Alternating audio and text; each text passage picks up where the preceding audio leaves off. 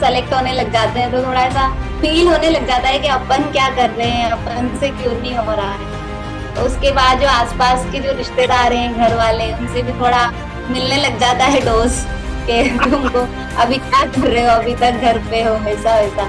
Start किया था तब तो 2000 से भी पार जाती थी, 2000 कभी 3000 ऐसा होता था। फिर धीरे धीरे करके 1000 के अंदर आने लगी, फिर 500, फिर 100 और फिर तो 100 के अंदर ही रहती थी, कुछ भी हो जाए उसके बाहर कभी नहीं जाती थी।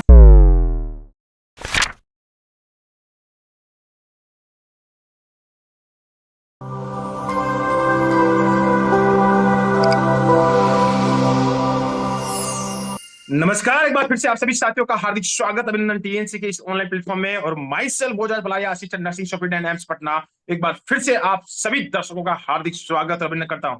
जैसा कि आप इस थंबनेल में देख पाए हैं कि बहुत ही शानदार टॉप रैंकर से हम बात करने वाले हैं। तो टॉप रैंकर्स ने बहुत ही बड़ा अचीवमेंट हासिल किया है। तो सबसे पहले तो बहुत बहुत बधाई और शुभकामनाएं कीर्ति नायर जी।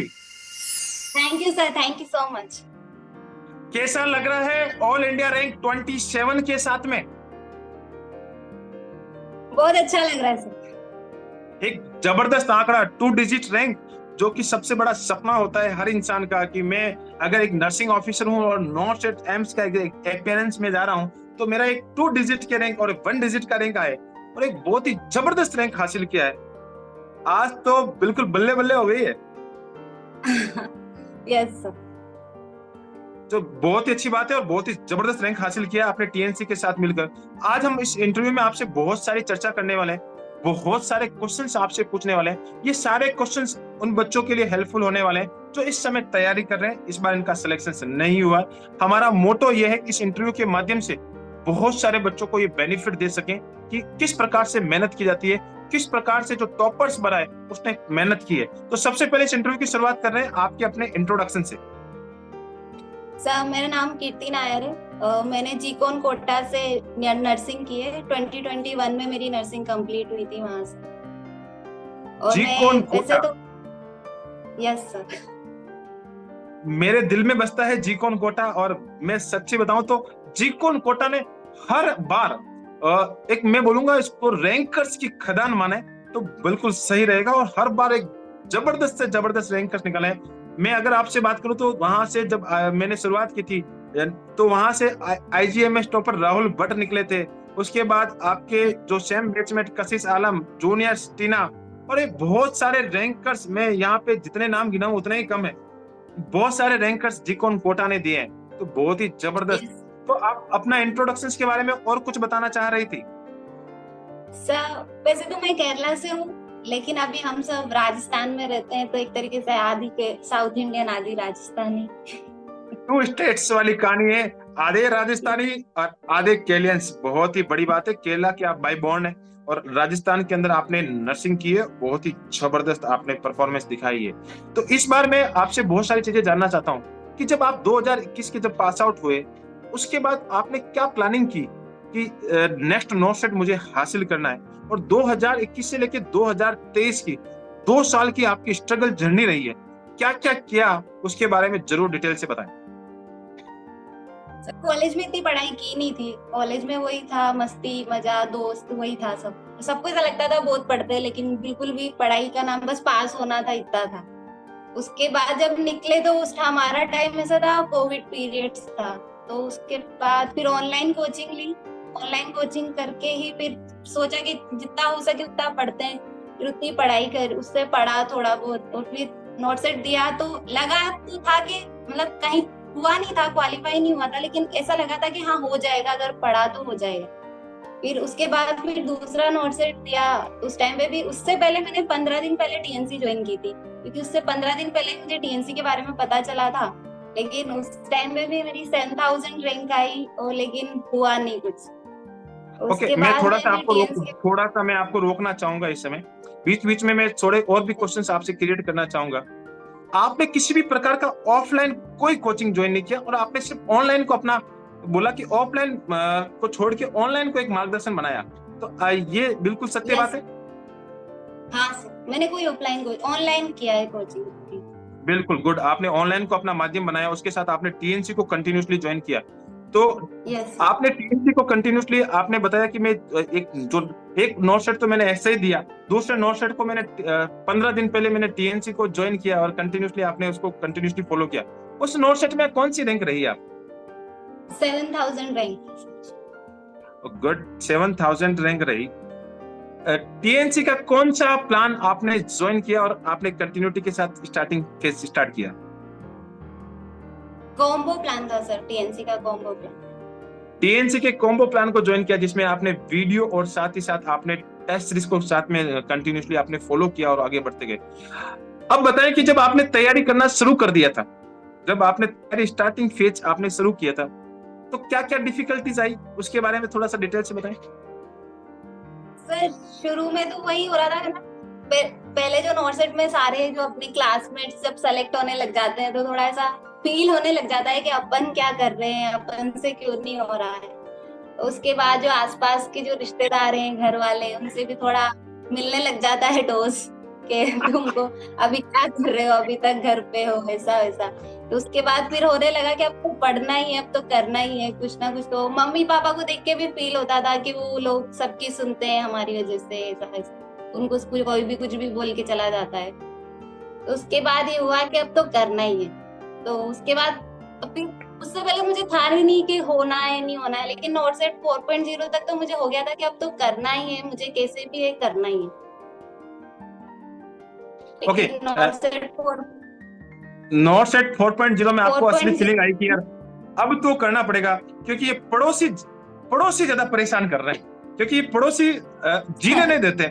ये पड़ोसी सबसे ज्यादा परेशान करते हैं भैया, और हमेशा ये पूछते हैं कि क्या हुआ। जब भी निकलते हैं तो सबसे ज्यादा मम्मी को पूछते होंगे क्या बिटिया क्या कर रही है, पापा से पूछते हैं, ऑफिस के अंदर पूछते हैं बिटिया क्या कर रही है, नर्सिंग तो कर चुकी है, अभी तक सिलेक्शन क्यों नहीं हुआ। तो मम्मी से ज्यादा चिंता पड़ोसियों को रहता है कि यार बच्चा कर क्या रहा है। तो ये पड़ोसी वाले डोज से आपको मोटिवेशन आया कि यार अब तो पड़ोसियों को दिखाना है, और मैं हमेशा बोलता हूँ पड़ोसियों को जरूर दिखाना है। तो बहुत ही अच्छी बात है, और आपने वहां से अपना मोटिवेशन स्टार्ट किया। फिर आपने किस प्रकार से अपने आप को एक शेड्यूल बनाया, उसके बारे में जरूर बताएं। सर मैं टीएनसी के जो सारे टेस्ट होते थे सुबह शाम, बने मेरी कौन सी भी रैंक आए, मेरे कुछ कितना भी आ रहा हो, मैं सारे टेस्ट देती थी। मुझे कितना भी टाइम नहीं मिल रहा हो, लेकिन मुझे टेस्ट तो देना ही है, कैसे भी करके मुझे टीएनसी का टेस्ट देना है, ये करके मैंने बनाया था।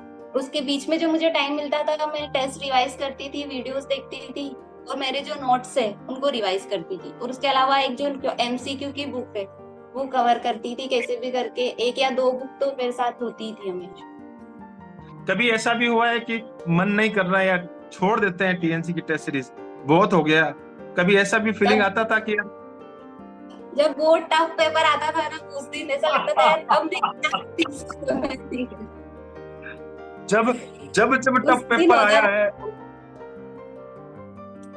उस दिन लगता था बैक कर जाती हूँ, लेकिन मैं वही सोचती देखती थी उसमें मेरी रैंक कितनी आती है इस टफ पेपर में भी, इसलिए फिर कर जाती थी उसको। ओके, उस दिन तो जरूर गुस्सा आता होगा कि यार ये बोझा सर पेपर ऐसा जबरदस्त कहाँ से बना देते हैं, इतना टफ पेपर कोई एग्जाम में आता है क्या? वही लगता था कभी कभी ऐसा तो नहीं आएगा नोट सेट में, ये यहाँ क्यों आ रहा है। ओके, बहुत ही अच्छी बात है। और उस पेपर का फायदा आज आपको लग रहा होगा कि यार हाँ फायदा तो हुआ है बहुत ज्यादा। सर वहां पे बैठे थे तो ऐसा लग रहा था जैसे टीएनसी की टेस्ट सीरीज दे रहे हैं बैठ। गुड, बहुत ही अच्छी बात है। और सर ऐसे होता है जब हम लोग उस समय प्रैक्टिस करते हैं तो हमें लगता है कि यार हम लोग ये क्या कर रहे हैं, क्योंकि डिफिकल्ट क्वेश्चंस होते हैं और जो हमें नहीं आता है तो और ज्यादा बढ़ने लगते हैं। बहुत बच्चे तो ऐसे क्लेम भी करने लगते हैं कि अरे यार ऐसा हो ही नहीं सकता। तो वो चीजें अब जाके आपको पता लगी कि हाँ यार ये चीजें कितना बड़ा फायदा देती है। शुरुआत जो स्टार्टिंग फेज थी, कौन से नंबर रैंक से शुरुआत हुई थी? जब फर्स्ट में स्टार्ट किया था तब तो 2000 से भी पार जाती थी, 2000 कभी 3000 ऐसा होता था। फिर धीरे धीरे करके 1000 के अंदर आने लगी, फिर 500, फिर 100, और फिर तो 100 के अंदर ही रहती थी, कुछ भी हो जाए उसके बाहर कभी नहीं जाती थी। बिल्कुल, बहुत ही अच्छी परफॉर्मेंस रही है आपकी। 100 के अंदर जो बच्चा रैंक लेके आता है श्योर सिलेक्शंस की राह पे चल लेता है, क्योंकि 100 के अंदर रैंक लाना बहुत ही अच्छी बात होती है और बहुत ही ज्यादा, क्योंकि पेपर इतने घुमावदार पेपर टीएनसी बनाती है कि बच्चा परफेक्ट बन जाता है। कभी ऐसा फीलिंग आया कि यार ये क्वेश्चन टीएनसी वाले जो क्वेश्चंस बनाते हैं कहाँ से बना देते हैं। बहुत बार सर थ्योरी पढ़ के ऐसा लगता था ये तो मैंने पढ़ा ही नहीं है, तो ये कहाँ से आ रहा है क्वेश्चन। ओके बहुत बार ऐसा फीलिंग आता है क्योंकि टीएनसी बिल्कुल डीप रिसर्च के बाद क्वेश्चनों को क्रिएट करती है, खुद से क्वेश्चंस बनाती है, खुद की लैंग्वेज में क्वेश्चंस क्रिएट करती है, तो बच्चा ढूंढता रह जाए कि क्वेश्चन तो कहाँ से मिला है। फिर वो उसको लगता है कि यार हाँ यार ये तो इस थ्योरी में से क्वेश्चन बनाया था। अच्छा है कि थ्योरी को डीप से पढ़ा जाए और ऑटोमेटिकली थ्योरी रिवाइज होती है। एक चीज और, क्वेश्चंस आप जब गलतियां करती थी, रोजाना आप गलतियां कर रही थी, वीडियो आपका कंटिन्यूसली आपका लेक्चर्स चल रहे थे, तो उस गलतियों के ऊपर क्या काम करते थे? सर मैं पूरा रिवाइज करती थी और मुझे ऐसा लगता था कि ये क्वेश्चन तो मतलब मुझे लिखना ही पड़ेगा, कहीं मैं हमेशा ही गलत करूंगी इसको, तो मैं उसको एक रजिस्टर बनाया हुआ था, उसमें लिख ले लेती। उसके बाद उसको देख लेती 1 या 2 बार या 4 दिन में एक बार उसको रिवाइज कर लेती थी, उसकी वजह से वो याद हो जाता था। गुड गुड गुड गुड, बहुत अच्छी बात बताई आपने, बहुत जबरदस्त स्ट्रेटजी दी है। मिस्टेक बुक आप हमेशा क्रिएट कर रहे थे, ये सारे क्वेश्चन मैं इसलिए पूछा कि बच्चों को बेनिफिट्स मिले। मिस्टेक बुक्स आपने बनाई और मिस्टेक बुक्स को आप हमेशा उसमें लिख लिया करते थे कि भैया मेरी गलती क्या हुई है, और उस गलतियों को आप हमेशा रिविजन करते रहे। एक चीज मैं आपसे ये क्वेश्चन पूछना चाहता हूँ कि बच्चे अमूमन बहुत सारे गुमराह हो जाते हैं यूट्यूब से, क्या आप भी हमेशा उसी तरह से यूट्यूब देखती थी जो सारे बच्चे देखते हैं? पहले देखा था सर, पहले की नोट सेट में मैं अधिकतर लगता था यूट्यूब से नए क्वेश्चन मिल जाएंगे, नए क्वेश्चन, लेकिन उसके बाद मुझे समझ में आने लग गया था कि यूट्यूब से कुछ नहीं मिलेगा, जो मिलेगा टेस्ट सीरीज और बुक से ही मिलेगा। मतलब कहें तो यूट्यूब को आपने तोबा तोबा बोल दिया कि भैया बहुत हो गया यूट्यूब भैया। हाँ बिल्कुल, यूट्यूब तो देख, नोट सेट 4.0 और 5.0 में यूट्यूब बिल्कुल हाथ ही नहीं लगाया कि यूट्यूब में से कुछ देखना भी है, बिल्कुल नहीं देखा। क्योंकि YouTube पे कंटेंट जरूर मिल सकता है, लेकिन व्यवस्थित तरीके से कंटेंट नहीं मिलता है, एक प्रॉपर स्ट्रेटजी से कंटेंट नहीं मिलता है, तो कोई फायदा नहीं होता है। और YouTube को आपने उसको बोला कि भैया एक मिले कंटेंट, लेकिन प्रॉपर वे में मिले तो मजा आता है, क्योंकि यहाँ से एक क्वेश्चन, यहाँ से एक क्वेश्चन, वहां से ऐसे मिलते हैं, तो इतना आउटकम नहीं आ पाता जितना हम चाहते हैं। और वो आउटकम एक प्रॉपर मैनर में हम तैयारी करें तो ही उसको निकलता है। लगातार मेहनत कर रहे थे, लगातार कंटिन्यूसली चल रहे थे, लगातार चीजें हो रही थी। एग्जाम से 10 दिन पहले सिनेरियो चेंज हो गया, पहले 4.0 सिनेरियो बेस आना है, लेकिन अब तो ऐसा आ गया प्रीलिम्स और मेंस। मन में ऐसा नहीं लगा कि ये एम्स क्या मेरे पीछे ही हाथ धो के पड़ा है, जब जब मैं पढ़ती हूँ तब चेंज कर देता है। तो क्या आपको ऐसा फीलिंग आया? मुझे खुशी हुई थी प्री और मेंस की, क्योंकि अब 100 क्वेश्चन ही करने थे, तो 3 घंटे तक वो स्ट्रेस लेके नहीं बैठना था। अच्छा लगा कि वहाँ 100 क्वेश्चन करना है, 1.5 घंटा है, तब तक तो दिमाग चल लेगा, 3 घंटे में तो थक ही जाता है वो किसी न किसी।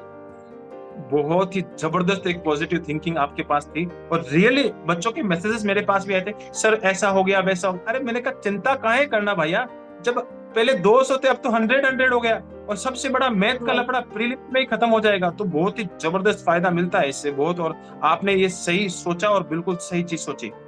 अब बात करते हैं मेंस से 10 दिन पहले। प्री तो हो गया भैया, प्री में अच्छा स्कोर आपने कर लिया होगा, मेंस के अंदर हाँ चलो प्रीलिम्स की थोड़ा अगर आपको रैंक पता हो तो बता सकते हैं। रैंक नहीं पता सर, लेकिन स्कोर 99.95 था, परसेंटाइल में 99 परसेंटाइल में था। और मुझे जहां तक लगता है कि रैंक 99 परसेंटाइल की थोड़ा सा, मैंने वो रैंक्स का एक पीडीएफ भी शेयर किया था, शायद आपने देखा नहीं होगा, उसमें मैंने रैंक्स बनाने की कोशिश की थी, तो वो रैंक्स पता लग जाए कि प्री में इतना रहा था, मेंस में इतना। तो मेंस में जाने से पहले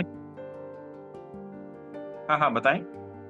30 के आसपास थी प्री की रैंक, अगर मानो तो 30 30 के करीब रही थी, और इसमें 27 के करीब आपकी जो रैंक रही है, बहुत ही जबरदस्त आपने इस समय रैंक को हासिल किया है, 27 का आंकड़ा हासिल किया है। अब मैं इसलिए इधर देखना पड़ा कि मुझे इतने सारे रैंकर्स हैं, तो मैं भूल भी जाता हूँ कि कौन सी रैंकर्स की कौन सी रैंक है। तो बहुत सारे रैंकर्स 10 से स्टार बनाए हैं, तो बहुत ही अच्छी बात है। अब मैं आपसे एक चीज और, क्योंकि ये सारे चीजें पूछना जरूरी है, मेंस में 10 दिन पहले कई बार ऐसा नहीं लगा कि यार मैं हर बार पीछे रह जाती हूँ, हर बार मेरे साथ ही ऐसा हो रहा है, क्या इस बार मेरा सिलेक्शन होगा या नहीं होगा? और एंजाइटी वाली फीलिंग, धक धक धक धक वाली फीलिंग आपके अंदर भी थी, या ऐसा है कि सब बोलते हैं कि टॉपर्स के मन में ऐसा नहीं रहता है, तो आपके मन में था या नहीं? सर इस बार नहीं था, हर नोट सेट के पहले होता था, मुझे बहुत एंजाइटी होती थी, नींद नहीं आती थी, उस पेपर के एक दिन पहले तो बिल्कुल नींद नहीं आती थी। लेकिन इस बार मैं आराम से सो के, मुझे कोई एंजाइटी, मेरा ऐसा था कि होगा तो हो जाएगा वरना और कुछ करेंगे, लेकिन इस बार बिल्कुल एंजाइटी नहीं थी। टेंशन फ्री कि भैया होना है तो हो जाएगा, क्योंकि इस बार टीएनसी के साथ जम के प्रैक्टिस किए, जो होगा देखा जाएगा, और बहुत ही जबरदस्त आपने मेहनत की थी और उसका परिणाम आपको मिला है। Okay, good. कई बार डीमोटिवेट होते थे, तो डीमोटिवेट को वापस से खुद को चार्जअप करने के लिए या मोटिवेशन होने के लिए कोई वीडियोस देखते थे, या आपके पास ऐसा कोई सोर्स था जिससे आप खुद उसको देख के मोटिवेशन आ जाता था? सर मोटिवेशन के लिए तो 3 सोर्स है मेरे पास, मम्मी पापा दीदी, ये हमेशा मोटिवेट करते रहते हैं बीच बीच में आके, तो तू कर लेगी, तू कर लेगी, तू कर लेगी कर। और उसके अलावा आपकी वीडियोस आई जाती थी बीच बीच में, टेस्ट सीरीज या उसके बीच में आपकी वीडियोस आ जाती थी, तो उससे ये हो जाता था कि हाँ हो जाएगा, टेंशन नहीं ले, कब होगा, टाइम लगेगा पर हो जाएगा। ओके, पड़ोसियों को एंटीडोट 4 चीजें होती, मम्मी पापा दीदी और टीएनसी के सर, ये पड़ोसियों के एंटीडोट के रूप में काम कर रहे थे। बिल्कुल एंटीडोट, बहुत ही जबरदस्त एंटीडोट भरी पड़ा है और वो होना ही चाहिए। जबरदस्त, अच्छी बात बताइए, कितने क्वेश्चंस अटेम्प्ट किए थे आपने मेंस के अंदर? सर 88। कितने क्वेश्चंस गलत हो गए? ये देखा नहीं सर अभी मैंने, ओके, आपने अपना रिपोर्ट स्कोर कार्ड नहीं नहीं देखा देखा। है, लेकिन कोई बात नहीं, अब रैंक आ गई तो स्कोर कार्ड जिसको देखना है वो देख ले, मुझे तो देखना नहीं है। गुड गुड गुड गुड, ये अच्छी बात है और बहुत ही अच्छी बात है। इस समय परिवार के अंदर बहुत ही खुशियों का माहौल है और मजा एकदम, बिल्कुल मुझे जैसे लग रहा है कि आज चेहरे पे जो खुशी है ना, वो बहुत ही जबरदस्त यहाँ पे बयां कर रही है कि कितनी आपके माता पिता आपसे भी ज्यादा डबल खुश होंगे, और बहुत ही अच्छी बात है। आप, मेरा एक नेक्स्ट सवाल है, कौन कौन सी ऐसी बुक्स रही है जो आपको मदद कर रही थी आपके इस अचीवमेंट के लिए?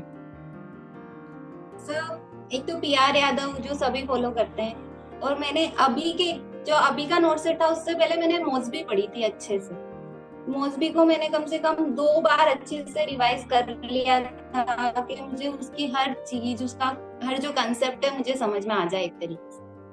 मौसमी आप फॉलो कर रहे थे और टीएनसी ने यही तो एक करामात और कर दिया है कि यूट्यूब पे हम लोग फ्री कंटेंट देने की कोशिश नहीं कर रहे हैं, लेकिन उस फ्री कंटेंट में हम सिस्टमेटिक कंटेंट देने की कोशिश कर रहे हैं, तो उसमें भी हम पूरी मौसमी को सॉल्यूशन करवा रहे हैं। तो आपने देखा होगा उसको? यस सर, अवधेश सर पढ़ाते हैं। अवधेश सर पढ़ाते हैं, कैसा लगता है आपको? वो वो उनकी ओबीजी तो अलग ही लेवल की है सर। Good good good. उनकी ओबीसी तो अलग ही लेवल की है, बहुत ही जबरदस्त। आपको ओबीसी के गुरु आपको कंटिन्यूसली आपको टीच करवा रहे हैं, तो बहुत ही अच्छी लगी और आपने ये सारी चीजें बताई है। अब मेरा एक सवाल आपसे, जब एग्जाम देके वापस घर से बाहर आ गए, टीएनसी के जो स्क्रीनशॉट्स आपके ग्रुपों में आए, 140 नंबर के पेपर ने तो धमाल ही मचा दिया, क्या क्रॉस चेक हाँ। किया था? नहीं सर, क्योंकि मुझे ओके, आने के बाद बाहर आने के बाद ऐसा लग रहा था कि मैंने ज्यादा अटेम्प्ट कर दिए, या तो मैं नीचे से ही टॉप करूंगी या ऊपर से ही टॉप करूंगी। उसके बाद तो ये सोच कि लिया भैया जो होना है वो हाँ, होके ही रहेगा। देखो मत, अब मेरे को ऐसा लग रहा था मेरे को अच्छा, क्योंकि मेरे को सिंपल लगता जा रहा था तो मैं अटेम्प्ट करती जा रही थी, लेकिन बाहर आके सब बोल रहे हैं थोड़ा ट्रिकी पेपर था, थोड़ा टफ पेपर था, तो मुझे ऐसा लगा कि शायद मैंने ज्यादा कर दिया हो या गलती होगी हो कैसे, तो मैंने मत देखो, अब जो रिजल्ट आएगा वो देखेंगे। बहुत ही अच्छी बात है और बहुत ही जबरदस्त आपका इंटरव्यू रहा है। आपने बहुत ही शानदार बातें बताई है और ये बातें बिल्कुल बहुत सारे बच्चों को हेल्प करने वाली है। लास्ट में मेरा आपसे एक बहुत ही जबरदस्त सवाल है, और ये सवाल आने वाले फ्यूचर नर्सिंग ऑफिसर्स को इफेक्ट करने वाला है। उनको आपकी जो सजेशंस है वो बताना है कि क्या ऐसा किया जाए, क्या ऐसा रामबाण है आपके पास, क्या ऐसा राज है जो आप अपने संघर्ष के दिनों में आपने जो फॉलो किया, और आप संघर्ष के दिनों से इस समय में आपने उसको परिवर्तित किया और एक बहुत ही अच्छी रैंक को हासिल किया है। तो क्या सजेशन देना चाहेंगे आप अपने जूनियर्स को और सारे के सारे नर्सिंग ऑफिसर्स को? सर एक ही सजेशन है, टीएनसी की सीरीज ढंग से फॉलो करो, ऐसा मत समझो कि इसमें से टफ है, नहीं होगा नहीं होगा, इसको ढंग से फॉलो करो अच्छे से, और एक या दो बुक बस इनको फॉलो करो। 3 या बहुत सारी बुक्स लेके बैठने से कुछ भी नहीं होगा, आप कंफ्यूज ही होगे। तो या एक बुक या 2 बुक ये पकड़ लो और उसको पढ़ते जाओ ढंग से। और आपकी जो थ्योरी जिसमें आपको लगता है कि आप वीक हो, जो सब्जेक्ट वीक लग रहा है, उसको ढंग से पढ़ लो बस। गुड, बहुत ही जबरदस्त बात बोलती है। थ्योरी जिसमें वीक हो वो पढ़ते जाओ, टीएनसी का कॉम्बो प्लान कंटिन्यू करते जाओ, साथ ही साथ 2 बुक्स को आप फॉलो करते जाओ, तो एक बहुत ही जबरदस्त कीर्ति नैयर की तरह रैंक हासिल की जा सकती है। बहुत बहुत धन्यवाद आपके इस इंटरव्यू सेशंस को अटेंड करने के लिए। आपने इस इंटरव्यू सेशंस को अटेंड किया और फ्यूचर में जितने भी नर्सिंग ऑफिसर्स हैं आपको फॉलो करेंगे और कंटिन्यूसली वो आपके साथ एक अच्छी रैंक लाके आपको दिखाएंगे कि कीर्ति का मैंने इंटरव्यू देखा था और आज मैं भी एक बहुत ही बड़े रैंकर्स की तरह इंटरव्यू दे रहा हूं। तो बहुत बहुत धन्यवाद इस इंटरव्यू सेशंस को अटेंड करने के लिए। तो आप अपना नाम हमेशा अपने माता पिता का नाम, जिस धरती से आते हैं केरला का नाम, और जिस गुरुजनों से आप पढ़े हैं जीकोन कोटा के गुरुजनों का नाम, साथ ही साथ अपने माता पिता का नाम और साथ ही साथ टीएनसी का नाम हमेशा रोशन करते रहे। जय हिंद, जय भारत, वंदे मातरम। Thank you so much.